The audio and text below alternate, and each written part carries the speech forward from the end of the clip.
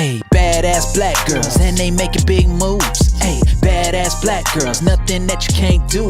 They are the future, I'm trying to tell ya. They want the best, no time to settle. They got the strength to handle the pressure. These are the queens, nobody better. Yeah, changing the narrative, that is imperative. They about to rock this. Tell the women that you got this. Got no time for people who are toxic. It's all love, good vibes. You know I got your back, girl. Talking issues that matter. This is badass black girl, yeah. Hello, everyone. Thank you for joining us for another episode of Badass Black Girl. And as usual, I bring you a very special guest. I look very, well, how can I say that? I spend a lot of time bringing you guests that can really make a difference in your life. And I'm really proud of myself for having found Catherine Rincon. She's extraordinary. You're going to get to meet her today. Actually, I'm going to let her introduce herself and then we'll tell you why we're here. Catherine, hi. Hello, MJ. It's so nice to be here with you. Finally So, talk. I'm Catherine. Yes, I'm a Catherine Rincon. I'm a licensed mental health counselor, and I work in private practice with Happy Thoughts Mental Health. so happy that you're here, Catherine, because we're all stressed out. And I can imagine how kids must be feeling right now because it's my understanding that you mostly work with kids, right? Right, right. I'm a school counselor in the mornings, and then I also do private practice with kids. So I definitely know that kids are very going through it right now. So tell Yeah. us a little bit about your experience working with kids. First, how did you become who you are today? Well, I was actually studying art for a very long time, but I was very fascinated with talking to people and just different stories and perspectives. So that took me to college, and I studied psychology. Eventually, I got my master's degree in counseling and did all the work. And I wound up having a passion for children, especially children in the community and in foster care. So I have a long history of work with that population. And I have yeah. to say, I'm not surprised. I've always imagined a psychologist, a counselor, to be someone who listens and uh, who makes you feel like all zen and quiet. And Yes. it's you. It's so easy to talk to you, Catherine. Um, It's good to hear. Disclaimer for those listening to us: Catherine and I, we are friends. Yes. So, That's good. so It's good I coming know with how us. fabulous she is as a person. So easy to talk to. I mean, you make people feel comfortable right away, and you really listen. And that got me thinking: what are some other qualities, in addition to being a good listener? What are some other qualities that are needed in your profession? Definitely a objective, the ability to kind of be objective and Mhm. to kind of understand different cultures, different perspectives, different beliefs, and also the ability to know your own biases and your own kind of uh, triggers, I'd say. Just the things that kind of move you so that you can be objective enough to understand someone else, pretty much. I think that's the biggest thing a counselor needs, to be honest. But that doesn't come easily. That just comes with practice for And anyone that's I scared. mean, it's such a blessing to have people like you who are willing to help, particularly kids, because they are so fragile. They are building their foundation to become confident adults, and sometimes Yes. it's so difficult to know exactly what's going on with them. That we have people like you to help us. And that's why I really wanted to work with children, because children are like open canvases for the most part, and they're the most kind of open to change and to new ideas and to different ways of doing the same thing. Adults, not so much, but so children is where my heart is, and it's nice to kind of interact and make that change in a child, well, at least hopefully, ideally. Let's talk about the elephant in the room. Well, at least in my room. I'm from Haiti, as you know, and talking about mental health is such a difficult topic because there's a lot of taboo around it. And I'm thinking that when it comes to children, particularly, some parents are so hesitant to um, admit that their kids might need help. So let's talk a little bit about um, some of the difficulties that you might have encountered where the parents themselves were reluctant to bring their kids to sessions. Right. And I know too, I'm Dominican. So there's a big stigma against mental health, and a lot of people don't kind of respect that, the fact that mental health really is real. And it's sad. It's also sad to hear to when I hear a parent kind of dismiss a lot of their child's like pain and or just stress as something that they'll grow out of, or maybe it's just them being bad and defiant, things like that. So there's definitely a lot of pushback to parents getting counseling, especially in our communities, to be honest, and in all communities, to be honest, really, because mental health is it has a stigma, unfortunately. But what I'm starting to find, MJ, and I don't know if you agree, is that now with the pandemic, a lot of parents are very aware of their own stressors and also the stresses of their children. So I'd like to think that hopefully there's like a bigger awareness of like these kind of mental health needs. And then hopefully my industry will experience like a bigger, you know what I mean? Like a bigger, what's the word? Awareness Like more of need, respect. I guess. Yes, exactly. Like And finally more, give you guys credit for yeah. everything you do to improve life. Well, that would be nice. But yeah, but definitely we want people to know that mental health is just as important as physical health. So hopefully everyone will be encouraged to kind of pursue these services for their children or themselves or their loved ones. Yeah. So you mentioned the pandemic. What are some red flags for the kids? Behaviors or anything that would show a parent that now is the time to talk to someone, to a professional, so that we can help our children. I like to think with children, like with adults in general, there's three markers to lead to needing mental health services. If you can perform, if you're having a hard time performing in the school or at work, if you're kind of withdrawing from friends or unable to sustain friendships, and also there's a third one that I keep forgetting, but definitely anything that impedes your ability to be in the moment and enjoy life as it is now is definitely a marker to needing mental health. Now with children, and I see this a lot in school, in the school counseling uh, job that I do in the mornings, there's a lot of children that are just giving up on school, or they're withdrawing from class. They're not seeking their friendships anymore. They're staying in their rooms, withdrawing from family. These kind of things are red flags, and it's becoming more prominent because of the pandemic.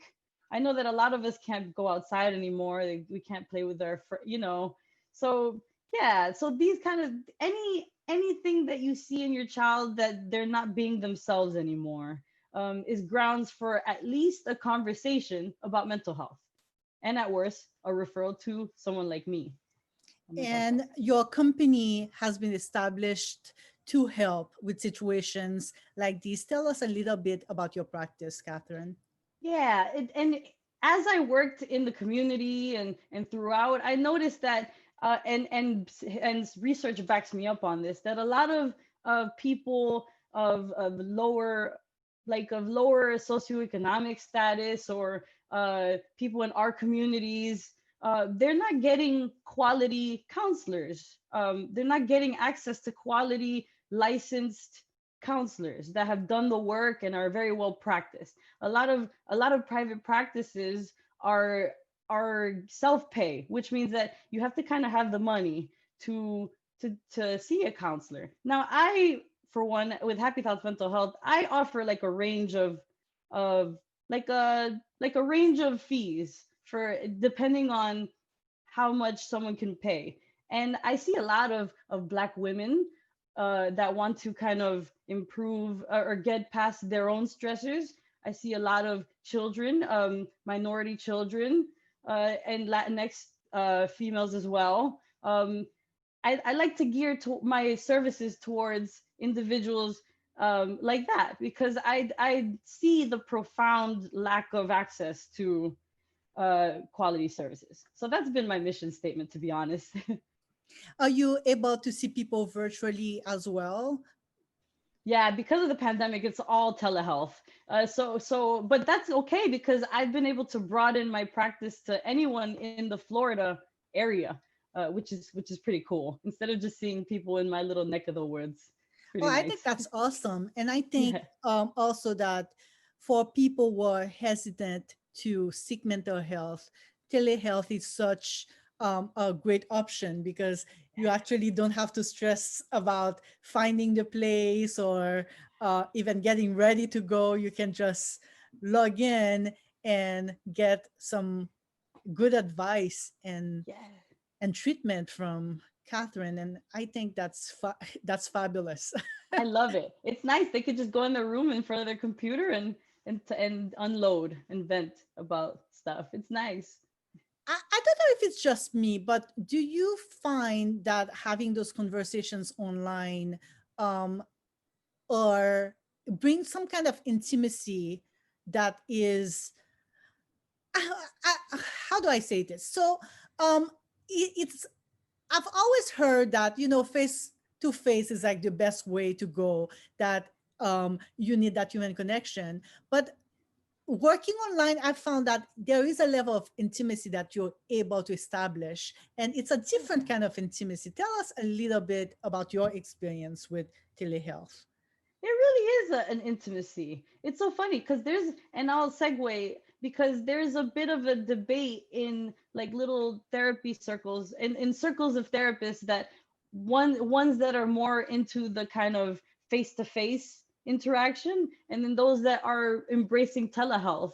And it's true that a lot of these guys say you need that kind of into that like close personal connection.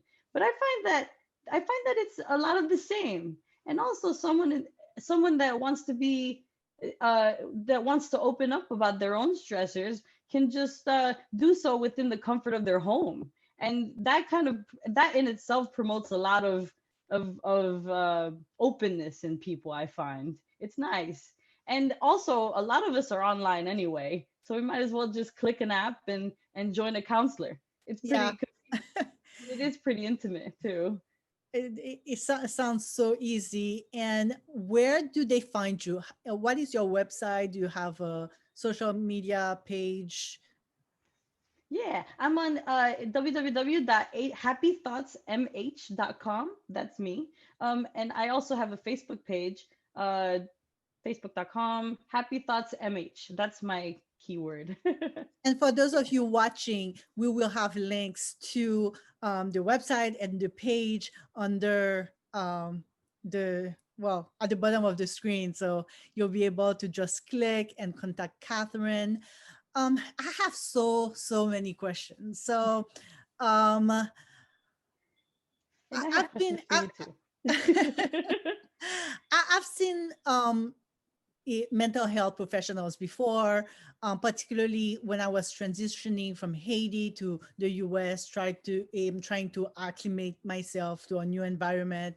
And also after the earthquake in Haiti, it was such a devastating event that I needed to talk to someone. And I've also been really forthcoming with you, Catherine, about my bouts of depression. It's something that I've been dealing with for a long time. And all the people that when I start treatment, um, a lot of the people that I spoke to were not necessarily like me, meaning they didn't have a diverse background. Some of them did not necessarily understand my culture. I wanted to talk a little bit about how important it is to talk to someone who understands that there that there are implications that come with different cultures, because it's a conversation that we've had before, you and I, where you, with your rich background, being from the Dominican Republic and living in Miami and having studied so many areas of the brain and the effects of our environment, you understand how complex certain situations are. Tell us a little bit about the importance of finding someone like you to um, to seek appropriate treatment. Yeah, and there is definitely a benefit to to speaking to a counselor that understands the nuances of your culture and your background. And I know that a lot of counselors, just having been through the education, are not really trained in cross-cultural or the ability to kind of embrace and operate in the person's culture. Uh, and I know that even especially with our communities, it's nice to speak to someone that can do the same cognitive behavioral stuff, the same interventions. But do they really understand your family background? Do they really understand the the effects of the effects on your family of immigrating from different countries, and the level of maybe passive or vicarious traumas that you go through just being a person of color in this country? There's definitely a higher level of intimacy in speaking to someone that really understands and respects the things that make you different. Did you find that to be an issue when you were seeking services? I mean, the first person I saw, well, at first it was a gender thing, because I saw a male psychologist and I felt that um, we were not on the same page at all about certain issues. Part of it was, of course, my own misconceptions, because we walk into the office with some, some bias as Yeah. clients, right? So that was, there was that. And the second person I saw, she did not understand family dynamics, so there was a lot of explaining to do. um I bet. she was really into female empowerment, which is a great thing, but when it's taken out of context, not understanding that there are parameters in certain societies where, yeah, you might be all for empowerment, but your family might not see it that way, the society might not see it that way, and you get judged for doing certain things more than you would in other cultures and stuff like that. So I mean, get I did make progress and I did get treatment, but I felt that it was not as effective as it would have been talking to someone like you. For instance, it's so easy to talk to you because although you're from a different culture, Right. because you have that background where you understand what it means to navigate different cultures. Talking to you, I know I haven't seen you on a professional level, but even talking to you as a friend, it's easier. And I really, I think that someone who sees you is luckier than I have been talking to someone who doesn't Awesome. understand those Get it. nuances. I get that. I see what you mean. And like you said, it's like a lot of explaining, but it's so funny because what was I going to say? Yes. It's so funny because even me as as a person of color still misses a lot of nuances when speaking to someone maybe of an African American background and stuff, because my own biases come to view in that region too. So it's important for the therapist also to recognize when there is a cultural barrier to working with someone. So I can imagine we have to do better as a industry, but also it's nice to that people are starting to recognize that it's important to have a counselor that looks like you too. Yes, very Yeah, good. I Nice. agree. And since we've been talking about children, I would imagine that it would be important for the kids as well Yeah. to feel that they're talking to someone who can relate to them. Like you've been um, in their shoes, basically, as opposed to belonging to a world that is so different from theirs. 100%. I wish at a younger age I could have had or could have seen more people like us in like teacher positions or counselor positions and things like that. I wish that we had the opportunity as youth to talk to an adult that understands us as well. Yeah, I think it's important. Yeah. I Yeah, think I definitely. may. Mhm. I mean, mental health is taboo to the extent in Haiti that I remember the first time that I went to see a psychologist. And I did not go there to even talk to her. She was related to a friend of mine. And that's where we were going to wait for our parents after school at the clinic. And I remember there was a door to enter the clinic and a door to leave. So you would never bump into whoever was there before you because Really? people did not want others to know that they were seeking treatment. And Completely like secret. yeah, it's like if you have an issue and you're not able to deal with it, it's because you're weak, or you just don't have it together, and you should have it together.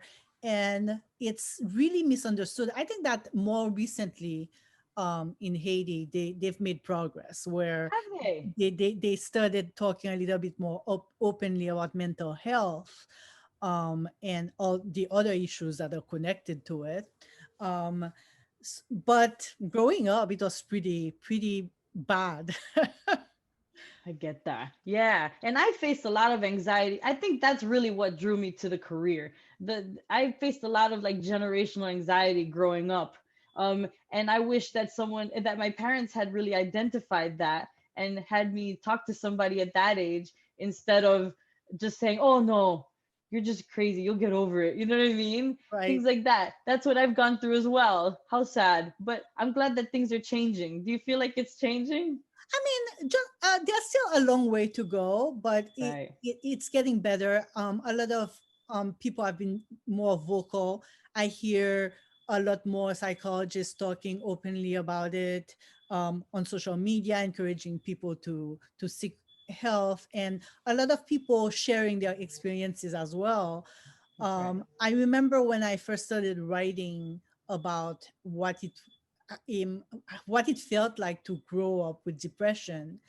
A lot of people came to me um, and they said, "Oh my God, we never thought that someone with the same background could talk openly about those things." But I think that, and that was about um, 6, 7 years ago. But I think more recently, I've seen more testimonials and more people just having the conversation about um, depression and what it means to be depressed when you're part of a society where everyone is supposed to be resilient and have that Right. natural ability to deal with stuff. Yes, exactly. And you know what? I'll be candid. Even the little Dominican girl in me, when you pronounced that you were going to write the second book, was like, oh wow, she's so brave for speaking about these issues. You know what I mean? Just because I understand the stigma that we grew up with, and being so open about your own experiences. That's pretty cool, MJ. For those of you who don't know about it yet, so I wrote a book called Raising Confident Black Kids based on my experience as a teacher, kind of dealing with parents who had no idea what to do to help their kids become confident black adults. So Catherine was instrumental in helping me with the research, looking into strategies that really do work, because as a teacher I applied different strategies to help raise those kids up, right?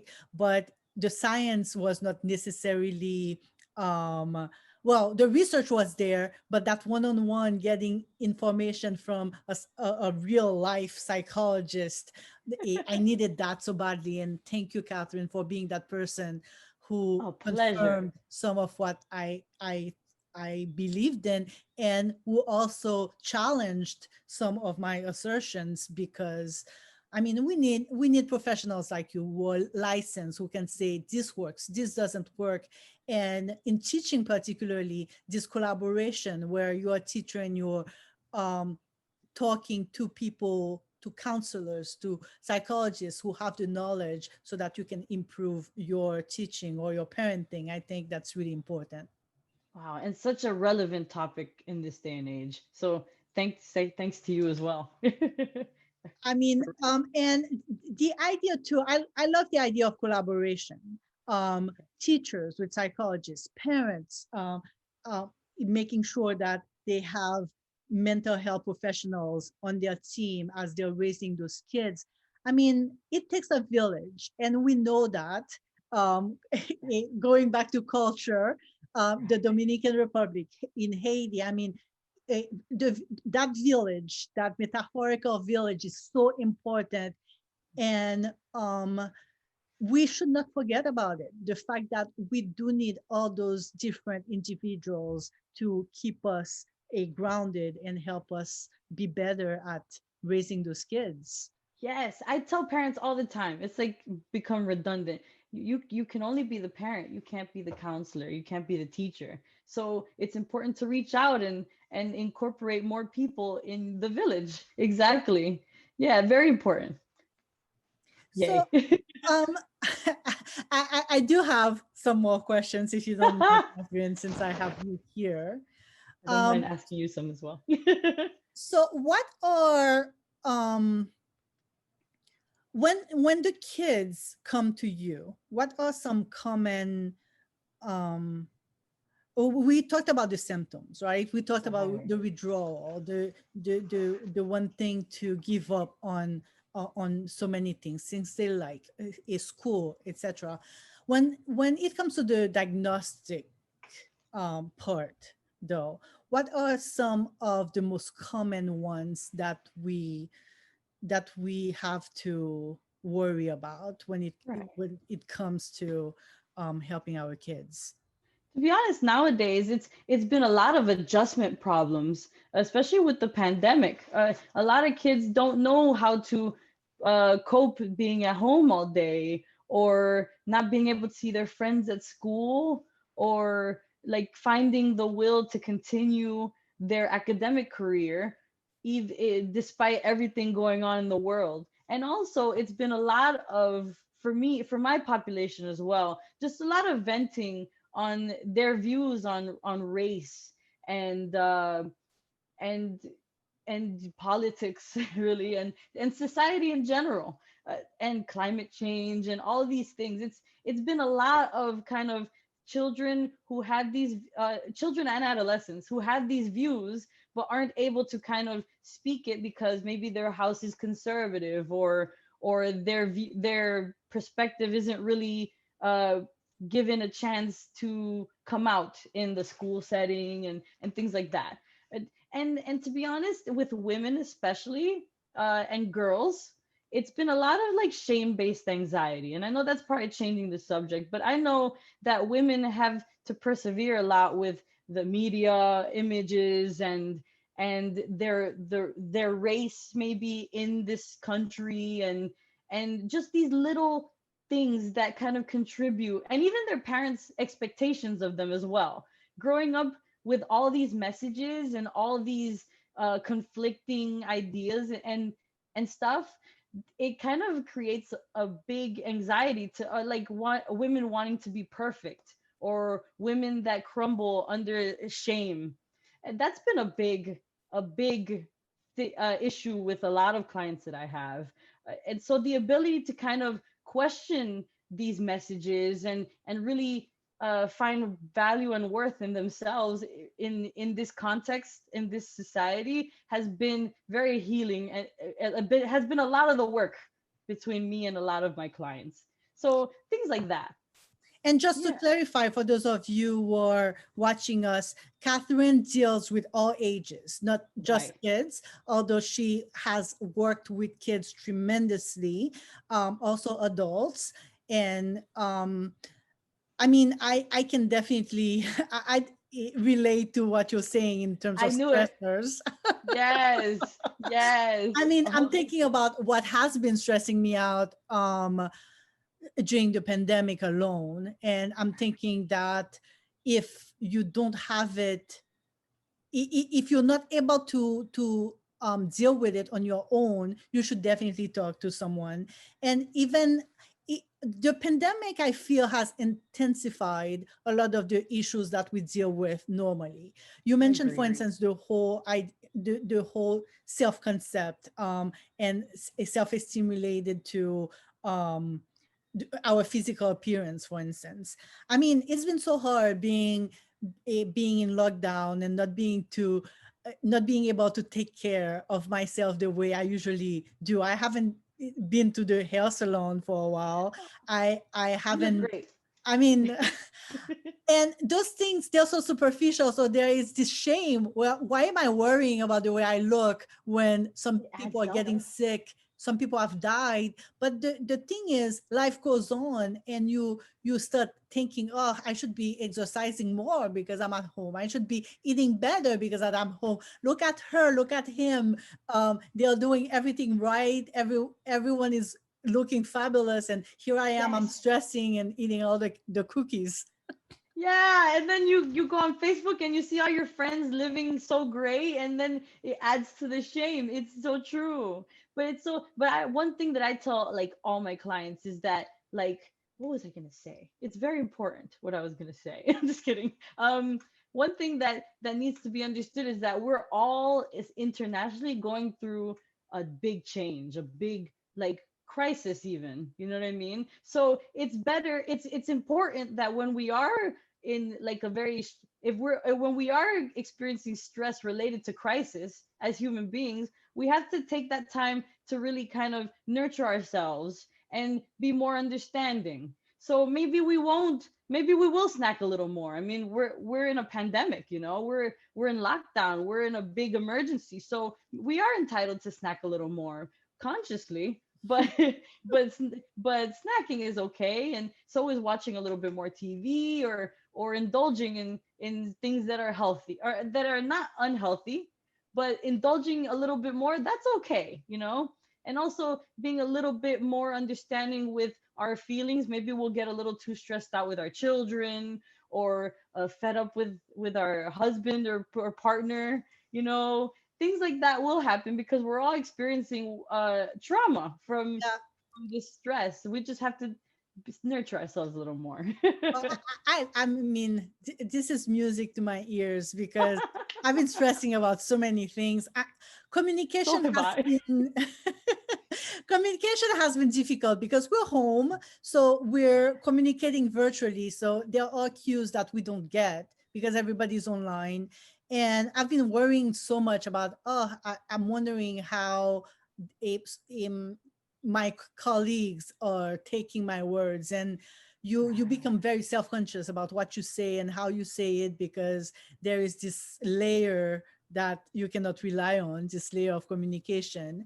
I've been finding myself questioning everything I do. Like I'm having an early midlife crisis where I'm like, oh, what is it that matters these days? You're questioning life, you're questioning goals. Everything is so uncertain right now. Life is so different than all of us thought it would be in Completely. 2020.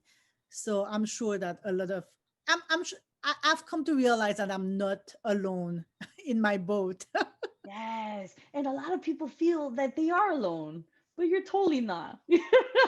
And it's interesting because it doesn't take long. If someone were going through stress at home with pandemic stuff, it doesn't take long after speaking to a counselor to realize, to kind of feel a little bit more validated and a little bit more at peace, you know? So I think everyone should have a counselor, to be honest. I don't know if I changed the subject, but I think it's important. I'm really curious about how a counselor takes care of herself. How do you take care of yourself? What are some strategies that you apply to to keep it all together? Not gonna lie, a lot of counselors still struggle with that because we're all going through the same stuff. But I know that, and that's the difference between someone that's been in the field a little longer and someone that's just started. You learn eventually as a counselor to kind of really respect the messages that you're giving your clients. I've only recently gotten very good at mindfulness and taking moments to kind of indulge in self care, being a little bit more bonded with my children, that helps me, and with my husband as well, things like that, and a lot of video games, but that has nothing to do with me as a counselor. But really kind of respecting the acts of care and self, like, in the things that interest you. That's all you can really do to like cope. At And, least that's what I do. and my next question, I'm going to piggyback on your video game comment. And I'm hoping your answer is going to be the one I want. Oh, let's So, see. parents are really skeptical of the benefits that video games can have.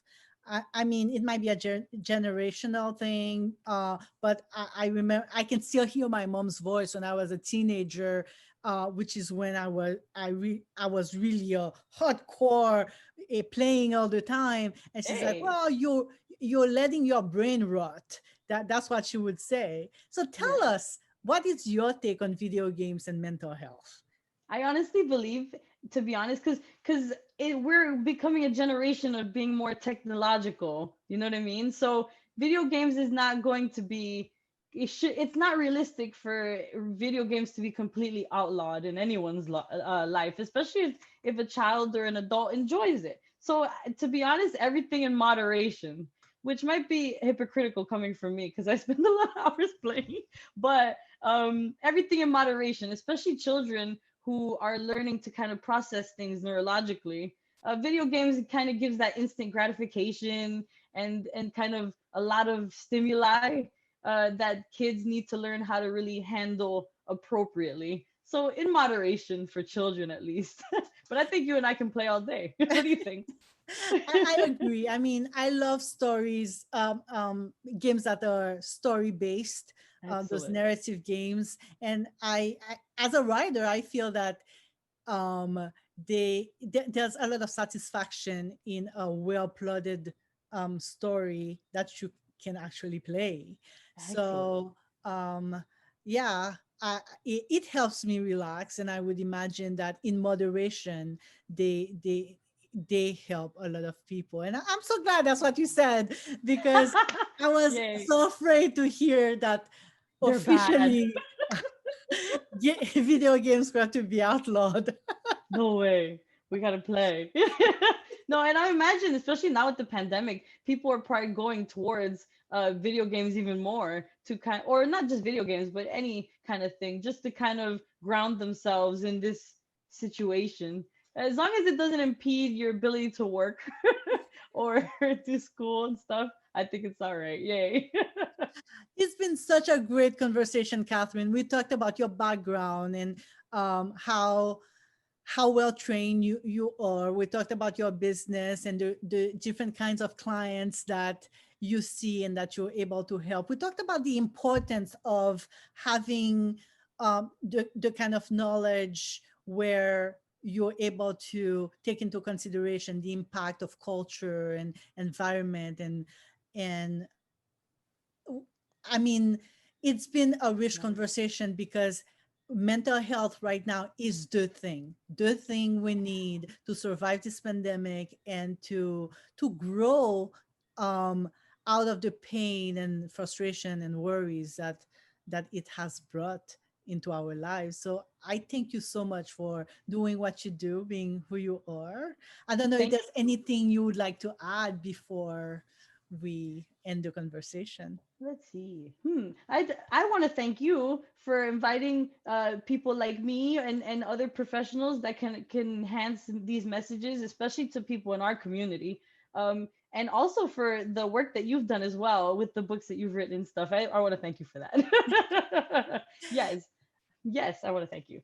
But there was something I wanted to say. Definitely, I think that I believe that it's important now more than ever to for people to kind of nurture themselves, and in that, mental health counseling is important because you can't stay you can't be an island. And if you can't if you can't speak to a counselor, speak to somebody. Really open up, and that's the message that I give to a lot of the children in the school, and also to my clients. It's important to let this stuff out, because you're not an island. You're never alone. Never, not once are you alone. Thank you Very for allowing wise me. words. Thank you so Thank much, you, MJ. Catherine. And I hope you'll come and visit us again so we can continue this conversation. 100%. Thank you, MJ. Talk to you soon.